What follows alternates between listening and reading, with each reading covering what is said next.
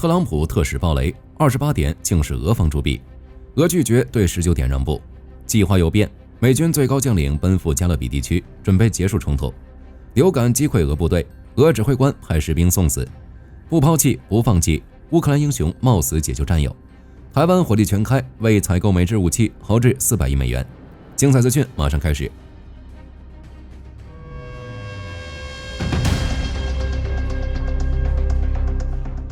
特朗普之前宣布，在28点变19点后，新协议已非常接近达成，乌克兰也同意和谈，仅需要调整一些微小细节。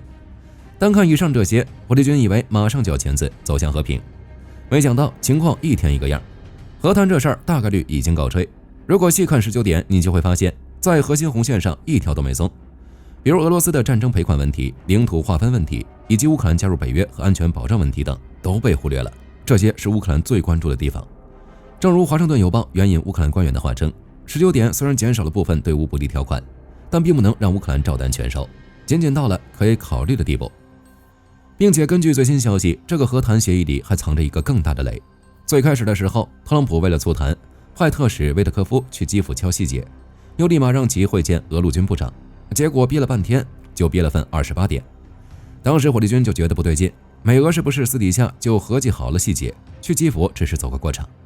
果不其然，维特科夫与普京高级顾问的通话记录意外泄露，内容竟然全是维特科夫教高级顾问怎么吹捧特朗普，以及该怎样包装俄罗斯的和平方案。最终目的就是为了让特朗普同意这个条约。火力军可不是空口无凭，彭博社可以作证。根据彭博社公开的通话录音显示，维特科夫告诉普京的高级顾问，想要打动特朗普，你绞尽脑汁的想和平方案该写什么内容，一点用都没有，哪怕在和平方案中给予美国更多利益，也是在白费心机。他表示，想让特朗普点头，你就得使劲夸他，比如先恭喜特朗普，您在加沙建立了真正的和平，您是一位和平先生。总而言之，先夸的特朗普心花怒放，他才会对你表示认可。维特科夫这波谈话的艺术，把高级顾问唬得一愣一愣。好在顾问是一个听劝的人，哪怕这建议听起来不可思议，他还是转达给了普京。普京看完龙颜大悦，于是在不久后跟特朗普的通话中直接用了这套话术，甚至一字不落地讲了出去，效果出奇的好。特朗普针对离谱的28点赞不绝口。当然，为了普京的这通吹捧，特朗普也付出了不小代价。外界一直以为28点是美国写的，并对其口诛笔伐，实际上是由俄罗斯主笔。除了外界的抨击，共和党也坐不住了。共和党议员布莱恩·菲茨帕特里克在 X 上痛心疾首地表示，荒谬，美俄必须马上停止这种秘密会晤。然后血书道，必须让国务卿马可·卢比奥成为和平协议的负责人，而不是吃里扒外的特使维特科夫。据悉，国务卿卢比奥是28点变19点的功臣，他在关键时刻介入，强行修改了特使维特科夫手上的那份由俄罗斯撰写的提案。如果没有这波操作，估计现在美乌俄连继续进行协商的机会都没有。但要火力军说，布莱恩议员还是太保守了，因为其他共和党议员更狠。内布拉斯加州的众议员唐培根对《华尔街日报》表示，啥也别说了，美国政府当前最紧迫的事儿是尽快将维特科夫撤职，整件事就是一场闹剧，这是国家的耻辱。但议员们的抨击并没有改变特朗普的态度，他继续派维特科夫跟普京继续详谈，明显是有向俄罗斯让步的打算。对此，参议院共和党领袖米奇·麦康奈尔怒斥，特朗普总统的做法根本不可能让莫斯科顺利让步。他这番话倒是神预言了接下来的情节。俄罗斯对28点一个字都不肯退让。据俄罗斯副外长谢尔盖里·布亚科夫表示称，俄罗斯不会在乌克兰问题上妥协，而且只会更加激进，继续对乌克兰采取所有的特别军事行动。俄外交部也在这时跳出来称，不同意对28点的修改，因为修改后的计划不符合俄罗斯的利益。俄罗斯的利益是什么？掠夺更多乌克兰领土，不准乌克兰拥有能威胁俄罗斯的军队，更是不准乌克兰加入北约，直到让乌克兰彻底成为俄罗斯的附庸。事情很明朗了，俄罗斯还在试探美国、乌欧的底线和底牌。即使28点通过，俄罗斯也未必答应和平。他想要的东西远比所有人想的更多。对此，火力军的看法一直没变，想要俄罗斯停止战争，就得让他再也无法发起战争。一个半死不活的俄罗斯才是安全的俄罗斯。比起焦灼的俄乌谈判，世界另一头的加勒比地区同样陷入了紧张局势，战争一触即发。美美对峙不是一天两天了，各种真假消息漫天飞。目前稍稍可以确定的是，美军最高将领已奔赴加勒比地区，甚至有未证实的消息称，美军的行动将迎来升级。据《纽约时报》报道，美军将领丹凯恩为了对前线部队表示感谢，特意在感恩节前夕前往波多黎各视察海军军舰，并且为了能让战士们回家过圣诞节，开始敦促美军加大对委内瑞拉的行动。这可不是火力军随口说的。首先，美国联邦航空管理局发出警告，提醒民航飞行员谨慎飞越委内瑞拉领空。明眼人都看得出来，美军这是在表示他们即将开启对委内瑞拉的行动，希望友军不要被误伤。多家美国航企一眼看懂，立马取消相关航班。其次，据2名不愿意透露姓名的美国官员表示称，美国政府正考虑采取更大规模的行动。之所以说更大，是因为特朗普此前已批准中情局在委内瑞拉境内进行秘密行动。很显然，美军已不满足于小打小闹，而是用更大的动作让委内瑞拉感受更大的威慑。至于具体是哪些动作，美媒分析很可能是破坏活动，如大规模网络战、信息战和基础设施打击活动。当然，目前特朗普还没授权美军出动地面部队，因此美军陆地部队杀入委内瑞拉的可能性不大。最后，美军还在持续对加勒比海地区的军事力量加码。除了福特号外，美军各种军舰和轰炸机也不断赶过来，他们联合一起在委内瑞拉门口大搞军演。更不用说，美国国务院还将太阳集团列为了极端组织。极端组织是干嘛的？专门用来打的。所以说白了，美军对委内瑞拉的战略已经开始由对峙转向了更主动的出击。凯恩将军视察加勒比地区，或许就是美军主动出击的开始。那么，面对美军的新攻势，马杜罗没有坐以待毙，他做出了十分大胆的举动。他搞了一次演讲。在11月25日的活动中，马杜罗公开表示，委内瑞拉已经到了国家生死存亡的时刻。他呼吁委内瑞拉人民团结起来，为祖国献出生命。这明明都还没交火，怎么就快进到为祖国牺牲的环节了？马杜罗这波回应，不就等于告诉美军，委内瑞拉已经没有抵抗的能力了吗？不过，一向强势的特朗普这次竟然愿意给委内瑞拉一次机会，打算直接跟马杜罗对话，这就让火力军疑惑了，这到底是打还是不打？截至目前还没有过多消息新闻流出，火力军就不做过多分析了。那么大家认为，美国这是不想让自己后花园乱起来吗？与此同时，红军村的战斗仍未停止。据战争研究所消息称，俄军已将重型装备送入红军村，并准备利用其优势发起进攻，试图包围米尔诺赫拉德以东的乌军。而指挥部正安排部队增援此处部队，以保卫该镇南部郊区。实话实说，红军村战事很艰难，但还没到许多媒体口中完全沦陷的程度。如乌克兰通往米尔诺赫拉德的地面交通线还处于灰色地带，这说明俄军的阵地战打得并不轻松，无法一口气啃下这块要地。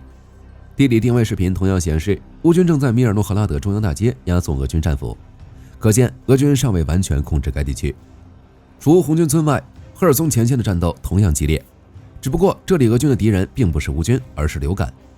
据 ATESH 报道称，季节性流感和呼吸道感染正在俄罗斯军队中爆发，严重削弱了俄军兵力。但更让火力军感到惊讶的是，指挥官们为了保住自己的饭碗，他们命令士兵们在寒冷潮湿的防御工事上待上数月，并且无法得到基本药物、暖气和医疗护理。只有当士兵半只脚踩进棺材，指挥官才会同意将伤员后移。但到那时，战地医院还能救得回来吗？所以所谓送到战地医院，其实就是送到停尸房。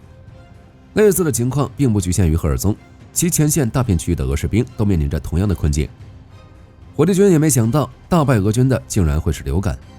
当然，乌克兰也没有放弃任何进攻的机会。这不，26日晚间，乌军就对距离边界约1000公里的科梅塔公司进行了精准打击。这个公司对俄军的战略价值跟它的名字一样，可不能没了它。它的业务之广令人啧舌，不仅为俄罗斯生产无人机和导弹天线，甚至还涉及电气设备和造船业，属于俄罗斯军工企业中的老大哥。但乌军的袭击直接把老大哥打没了，让俄军本就少得可怜的军备物资更加难以得到补给。无法制止的流感，俄军指挥官们的冷漠，加上乌军的强力打击，让部分俄军选择了投降。据乌克兰第118独立机械化旅的消息称，俄军第270摩托化步兵团的一名士兵向扎波罗地区的乌克兰军队行了个法国双手军礼。这名弃暗投明的俄罗斯士兵叫阿尔图尔，此前因为违法被达吉斯坦拘留。正在他以为自己要牢底坐穿的时候，当局却表示可以用军事合同代替刑事指控，即把他送到俄罗斯的战场，代替牢狱之灾。结果阿尔图尔一到战场就后悔了，因为监狱最多把他当成囚犯，俄罗斯指挥官却不把他当人，要么让他去当炮灰冲锋，要么丢上前线受冻等死。若火力军是阿尔图尔，都想喊一句：待在俄军不如待在监狱。没有对比就没有伤害，乌克兰士兵们为了解救自己的战友，不惜献出生命。乌克兰延世独立团最近发布了一段视频，向我们展示了什么叫做不抛弃不放弃。视频显示，第157旅的一名士兵迷路了，竟然意外进入敌方阵地，被俄军当场关押。这位乌兵以为自己要交代在这里了，但他忘了自己还有一群好战友、好兄弟。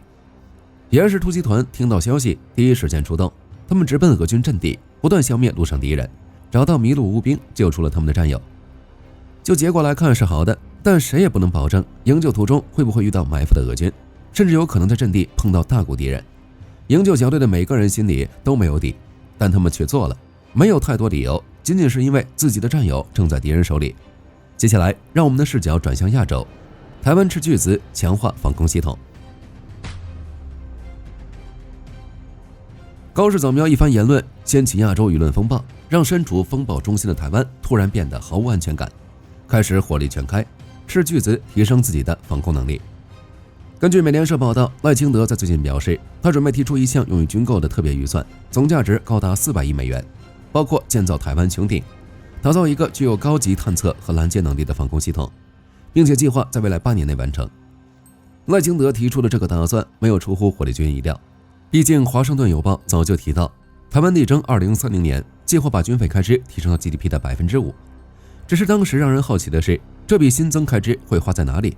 现在真相终于大白，原来是建造台湾穹顶。在台湾加大防空力量的同时，日本的盟友美国同样在印太的军事行动上有了大动作。海军作战部长考德尔上将在关岛海军基地发表讲话称，美军舰队不应该只着眼于2027年的战备目标，而是应该确保获得指令的27分钟内随时能投入战斗。我们该怎么理解这句话呢？考德尔上将将军表示，美国海军的军舰数量早已不是世界第一，而是已被中国超越，且双方数量差距正不断扩大，因此美国过去的作战模式已经 out 了。现在的美军习惯把军舰停在人家海岸外，接着发出空中任务指令，指挥轰炸机直接飞越人家领空投掷炸弹，就类似于如今美军对委内瑞拉的攻势。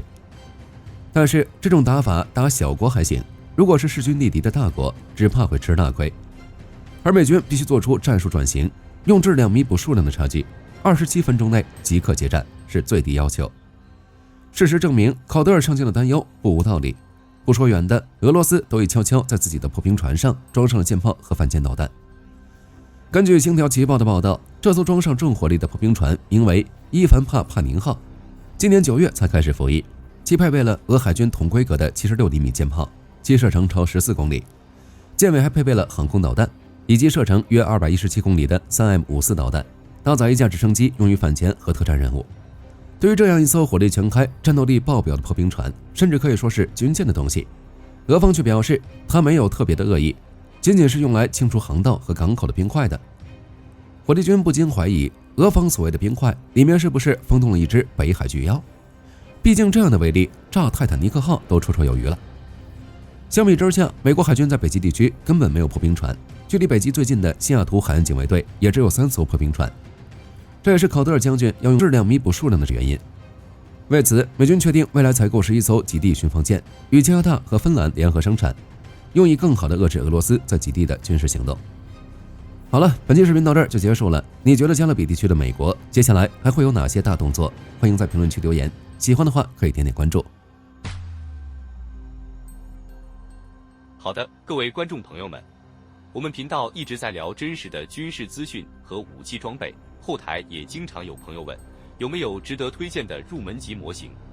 今天就和大家分享一款近期接触到的产品。